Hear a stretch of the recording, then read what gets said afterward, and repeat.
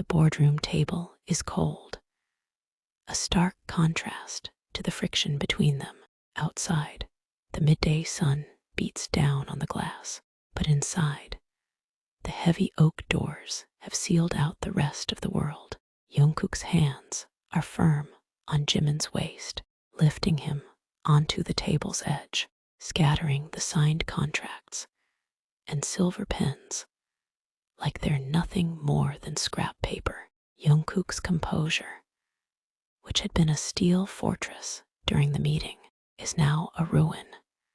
He breathes against Jimin's skin, his voice a jagged, low frequency. 6 hours, Jimin. You spent the last 2 hours tormenting me under that table. Did you really think I'd let you walk out of here without an exit interview? Jimin laughs, a sharp, breathless sound of victory. He hooks his fingers into the collar of Jungkook's shirt, pulling him close enough that their heartbeats sink through the layers of their expensive suits. I was just testing your focus, Manager Jiyeon, Jimin purrs, his eyes dark and mocking. And for the record, you were a little slow on the Q3 projections. I think you were distracted by the thought of asterisk. This asterisk. Jungkook's eyes flash. He doesn't argue. Instead, he slides his hand up the back of Jimin's neck, his fingers tangling in the hair. He spent all night messing up. I was distracted by the thought of exactly how I'm going to make you regret being so untouchable. Jungkook leans down, his mouth crashing against Jimin's in a kiss that is a total, unfiltered declaration of intent. It's not just passion, it's a reckoning. Every suppressed look, every professional boundary, and every ounce of jealousy from the past 3 days is poured into it. Jimin responds with equal force, his legs wrapping around Jungkook's waist, pulling him into the epicenter of his world. He's the CEO's son, the heir to the empire, but right now, he is a man who has finally met the only person capable of matching his intensity. Jungkook pulls back just a fraction, his forehead resting against Jimin's. Both are panting, the air in the boardroom thick with the scent of high-stakes desire. When your father walks through those doors in 6 hours, Jungkook whispers, his grip on Jimin's hips tightening. Everything goes back to normal. You're the boss, I'm the manager, but remember this, Jimin. I'm the only one who knows exactly what it sounds like when you lose that superior tone of yours. Jimin's smirk returns, but it's softened by something real, a mutual respect that has been forged in the dark. He reaches up, tracing the line of Jungkook's jaw with his thumb. Then we better make these 6 hours the most productive of your career. Jungkook, Jimin breathes, pulling him back down. Start the clock. As the afternoon sun shifts across the boardroom floor, the hierarchy of the company is forgotten. There is no manager. There is no heir.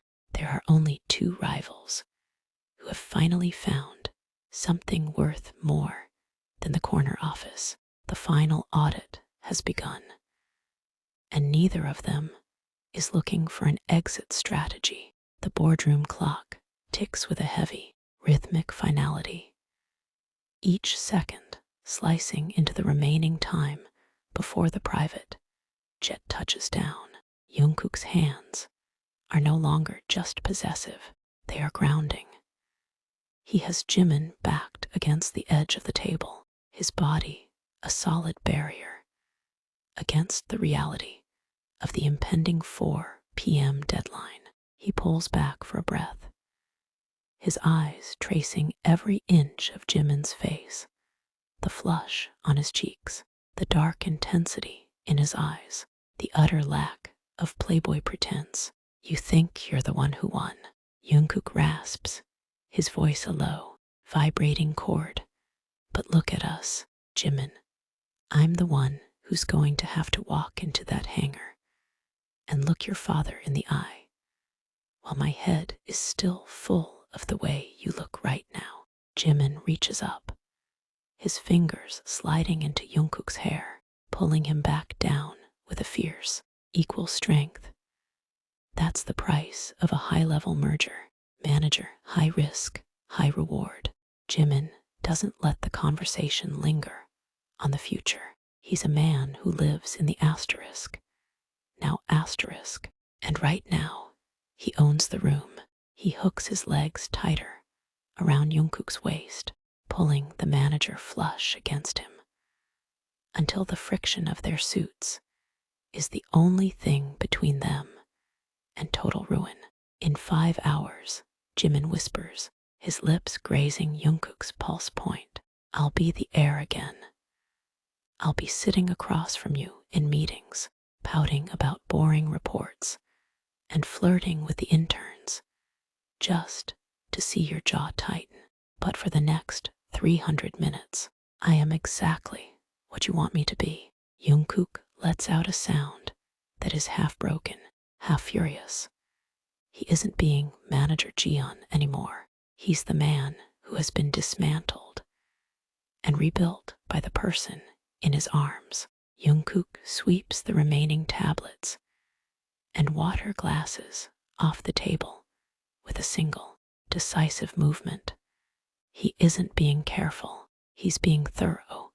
He lifts Jimin higher, moving him to the center of the massive oak surface, the very spot where the company's billion-dollar deals are finalized.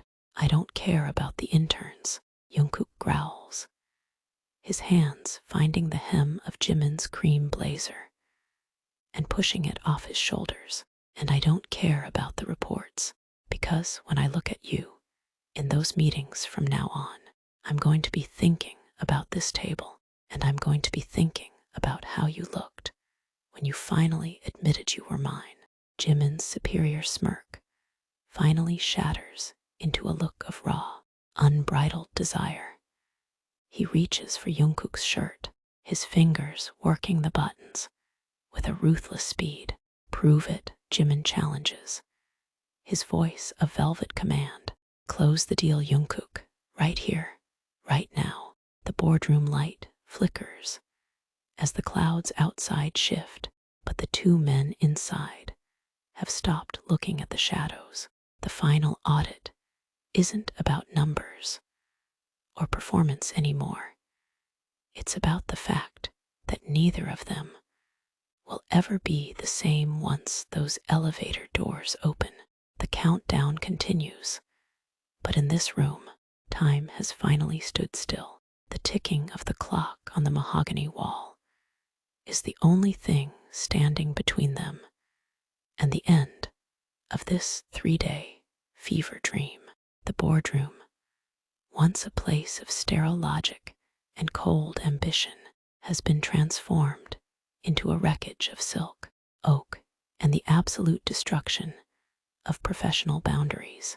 Jungkook's weight is heavy and undeniable, his hands caging Jimin against the cold surface of the table. He pulls back just enough to see Jimin's eyes, blown wide, glazed with a mixture of exhaustion and a terrifyingly sharp clarity. The manager is gone.